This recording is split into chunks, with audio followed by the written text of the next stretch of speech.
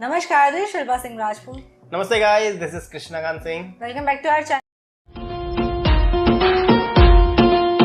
तो गाइस कैसे हैं हम लोग? आई होप आप लोग बहुत ही बढ़िया होंगे। तो गाइस आज हम एक सॉन्ग लेके आए हैं जो कि है केसारी लाल जी का सॉन्ग, भोजपुरी सॉन्ग होने वाला है। और गाइस जैसे ही हम लोग ने बहुत सारे भोजपुरी सॉन्ग्स पे रिएक्शन करना स्टार्ट किया है, काफी सारे लोग हमसे जुड़ रहे हैं जो कि यूपी से, बिहार से, ऑल ओवर इंडिया से, जहाँ पे भी भोजपुरी समझने वाले लोग रहते हैं, उनके मेल हमें रिसीव होते हैं। इंस्टाग्राम पे काफ़ी सारे मैसेज भी आते हैं, तो वो काफ़ी सारे रिक्वेस्ट भी हमें करते हैं। तो हम धीरे धीरे कर करके सबकी रिक्वेस्ट फुलफिल करेंगे। तो मुझे पूरा सॉन्ग सुनना है कि कैसा है, क्या है और केसारी लाल जी है ट्रेंड में। तो बिना किसी देरी के वीडियो स्टार्ट करते हैं। जो भी बातें होगी एंड में करेंगे।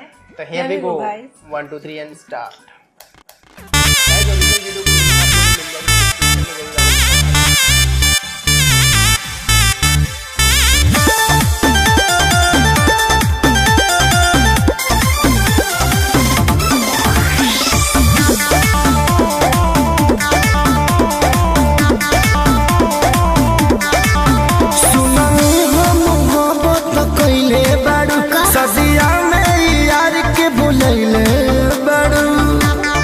पता चलता है हो सुनने हम मोहब्बत कइले बाड़ू, ससिया में यार के बोलैले बाड़ू।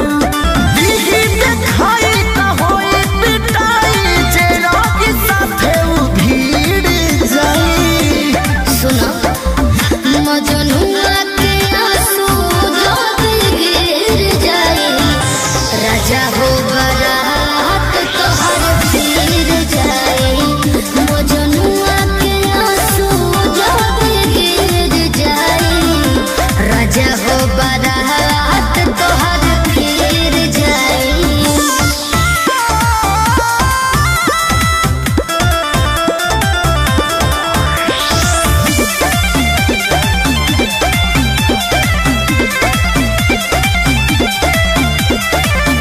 जदी जाए नाला में हाला होई, बाबूजी के मुंह तहरा काला होई। राजा हो यार हमर से तरह, मोहब्बत के पूरा वापर तरह। घूमत छूटा उलम की जे छूटा त जूता के माला पहिर जाई। मजनुआ के आंसू जब गिर जाए, राजा हो बारात तोहर फिर जाए। मजनुआ के आंसू जब गिर जाए, राजा हो बारात तोहर फिर जाए।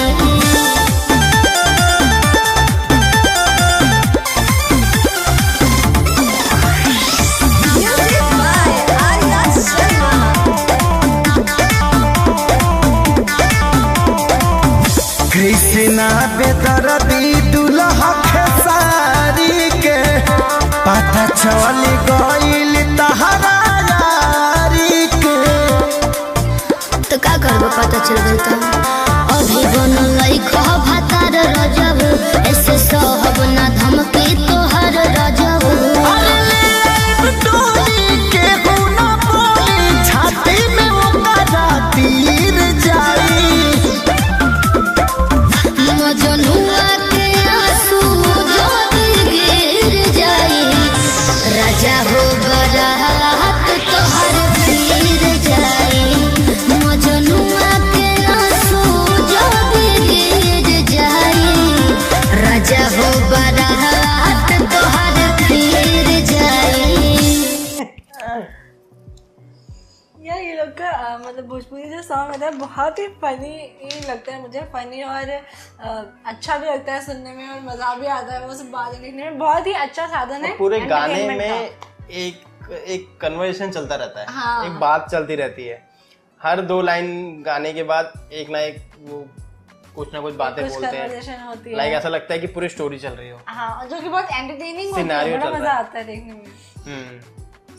और क्या कहना चाहोगे? काफ़ी मज़ेदार सॉन्ग था ये। और आप लोग जहाँ से भी देख रहे हो ज़रूर हमें कमेंट सेक्शन में बताया करिए कि आप लोग हमें कहाँ से देख रहे हैं। हमें अच्छा लगता है आप लोगों के कमेंट्स पढ़ना।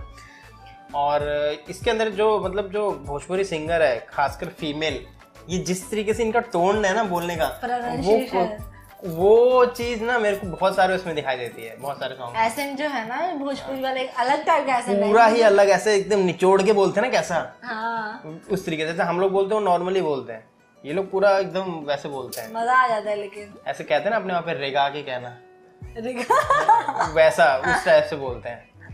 तो मतलब अगर आप लोग की डिमांड होगी तो हम लोग और भी सारे सॉन्ग्स पे लेकर आएंगे, या सिर्फ सॉन्ग्स नहीं, या फिर कुछ और हो, चाहे लाइक कोई मूवी का कोई पार्ट हो, है ना, कोई ट्रेलर हो, कुछ ट्रेलर हो, कोई dialogues ऐसी हो या मूवी कुछ भी हो, या कोई प्रैंक हो, चाहे कुछ भी हो उससे रिलेटेड, भोजपुरी कंटेंट से रिलेटेड, तो हम लोग उस पर ज़रूर रिएक्शन वीडियोस बनाएंगे। और हमारा वीडियो अच्छा लगता है तो प्लीज़ हमारे चैनल को ज़रूर सब्सक्राइब कर दीजिए, ताकि इसी तरह के आप वीडियो सजेशन आपको आता रहे। फिर मिलेंगे हम आपको इसी तरह की अच्छी वीडियो में, तब तक के लिए bye bye, take care, stay by.